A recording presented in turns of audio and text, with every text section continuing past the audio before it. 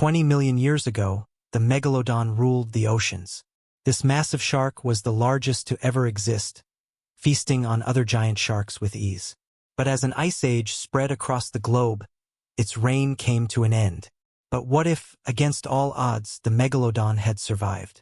Welcome to What If, where we explore the possibilities. Imagine a Megalodon in the 21st century, continuously evolving for millions of years. This modern Meg would be an awe-inspiring yet terrifying predator.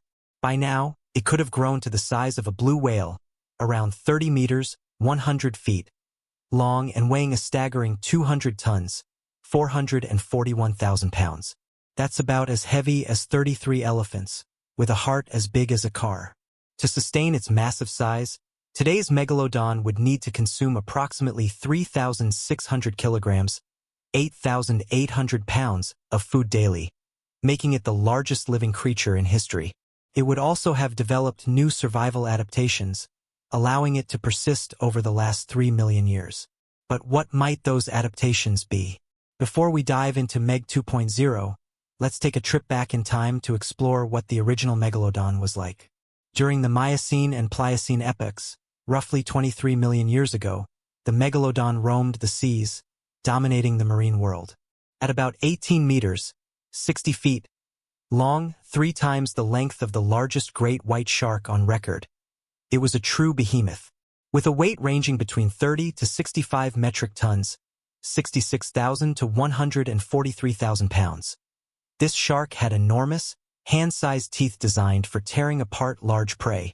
The name Megalodon, derived from ancient Greek, literally means big tooth. These teeth were serrated on one side, making them perfect for slicing through flesh.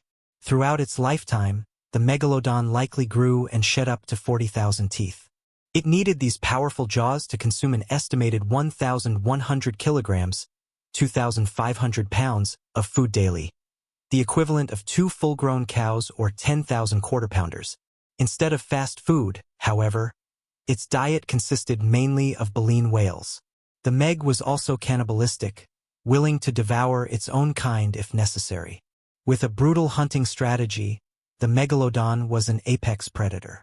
It would approach its prey from below, striking at high speed with its massive weight of 65 tons, 143,000 pounds. This impact alone could incapacitate large whales. Once weakened, the Meg would sink its teeth into its victim's rib cage, dealing a fatal blow. Some unlucky prey were swallowed whole. Its skull alone measured 4.5 meters, 15 feet, large enough to consume an entire family car in one bite. Baby Megalodons were already formidable predators, measuring 3 to 4 meters, 10 to 13 feet, at birth. Surviving these young giants in the open sea would be no easy feat. The Megalodon thrived during the Miocene epoch when the Earth was warm. But as the climate began to cool, things changed. As temperatures dropped, the Megalodon found itself struggling to adapt. Sea levels fell by 200 meters, 650 feet, altering coastlines and reducing its hunting grounds. The baleen whale population declined, making food scarce. Meanwhile, the smaller and more agile great white sharks emerged as fierce competitors. Requiring less food and excelling at hunting smaller, faster prey, great whites outmaneuvered the Megalodon. Its enormous energy needs became unsustainable, and the Megalodon ultimately vanished. But what if history had taken a different turn?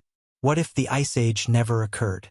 One possibility could have been massive volcanic eruptions that released greenhouse gases, preventing global cooling.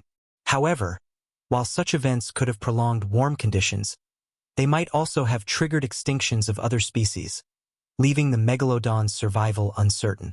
Alternatively, could the Megalodon have adapted? Some species, like the winter skate, have been observed shrinking in response to environmental changes. If the Megalodon had developed a genetic mechanism allowing it to reduce its size temporarily, it might have survived the Ice Age. By becoming about 55% of its original size, the Meg would have needed less food and could have competed more effectively with great white sharks. In addition, Meg 2.0 could have formed small hunting pods, similar to transient killer whales.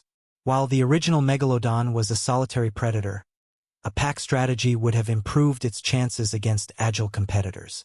Adapting its diet beyond large whales to include squid, fish, and even seagrass, like the bonnethead shark, would have further increased its odds of survival.